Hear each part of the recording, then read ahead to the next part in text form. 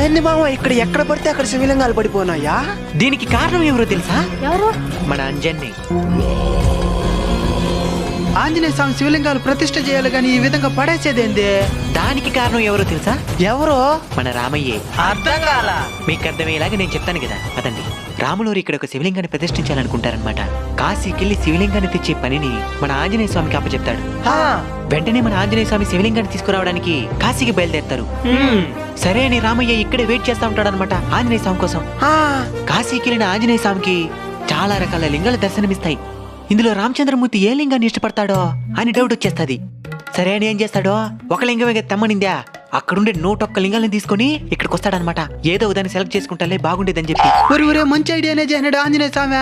అక్కడే నువ్వు పప్పులు కాలేను. ఇంతలోపల ముహూర్తానికి సమయం అయిపోయింది. ఆంజనేయ స్వామి ఇంకా శివలింగాన్ని తీసుకొని రాలేదే అని రామయ్య బాధపడతా ఉంటాడనమాట. ఇంకా ఇంతలో సాక్షాత్తు శివయ్య ప్రత్యక్షమై